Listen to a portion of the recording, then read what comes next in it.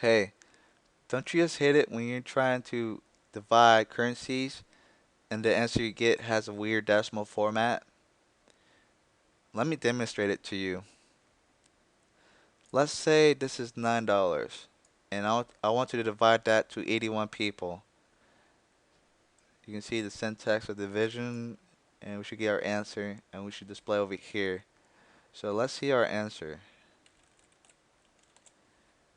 According to Java, each person gets 0.111 etc. cents.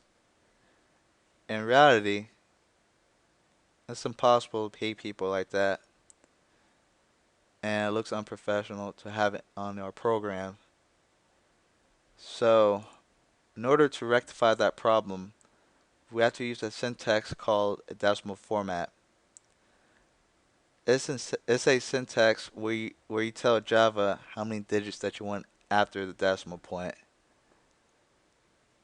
So, in order to use that syntax, we gotta import a library and type in import java dot text dot decimal format.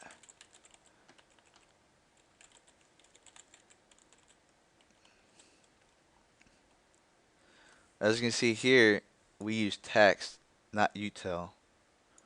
Remember to use text or else this won't work. Now let's have a object.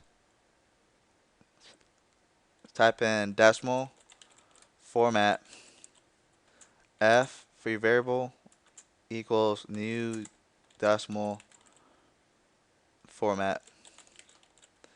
Open close parentheses.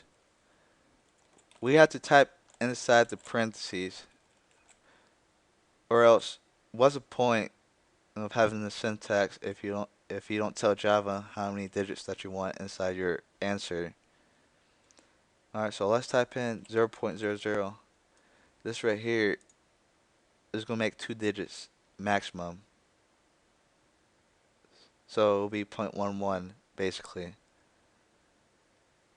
If you have nines right here instead of ones right here, and this is 1 1 still, and if you have 2 digits that you want, then this will run up to 2 right here if you're going to have 2 digits, and if you have all nines after the 11. Alright, now let's type in a syntax to make this object work.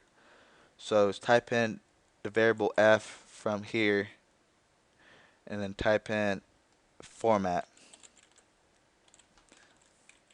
Format is not a variable though. It's a syntax from this library. So also remember this syntax right here. So now let's save, run, compile and run.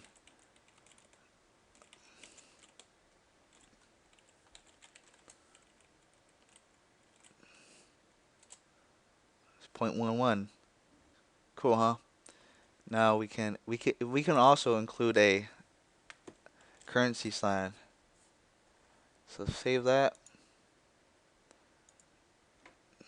compile, and run. 11 cents. Alright, now let's get to this program right here. Alright, we're going to use scanner for this. So, we declared our scanner object, also our decimal format object. And you see, we told Java we want 2 digits after the decimal.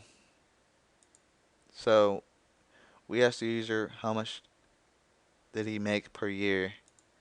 And then the user will input it, and then this will be the new value.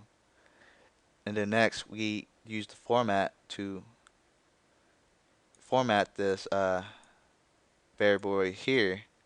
So let's run that. Alright, how much do I make per year? For example, let's say I make 100 grand a year. Yeah, it looks alright, but it'll be better if we just add a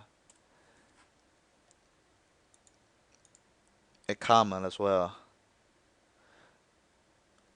Well, I'm going to show you a wrong way in order to add a comma and a right way to add a comma. But first, let's do the wrong way. Type in zeros and type in the comma and then zero. Let's also add dollar sign. This right here is the wrong way, and I'll show you why. So let's compile that. Oops, wrong one. Alright, it's compiled and let's run it. 100 grand it works. Yeah, it will still work. Doesn't look sloppy, but it looks good with the comma now. But what if some users type in $100? No, that's not right. And it looks so unprofessional. So now let's take out those zeros. Instead of those zeros, type in that number sign or pound or scratch or whatever you call it. It replaces zero.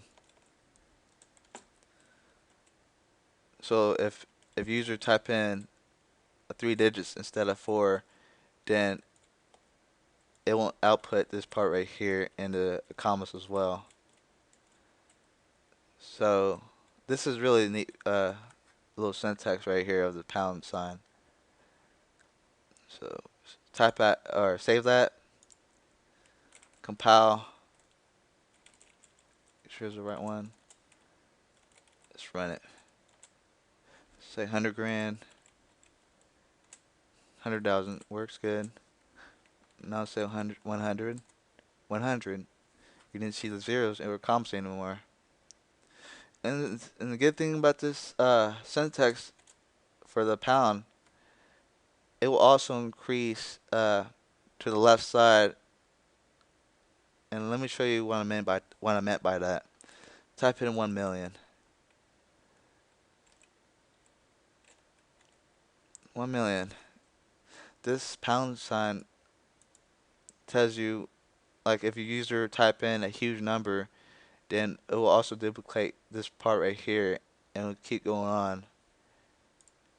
And that's pretty good.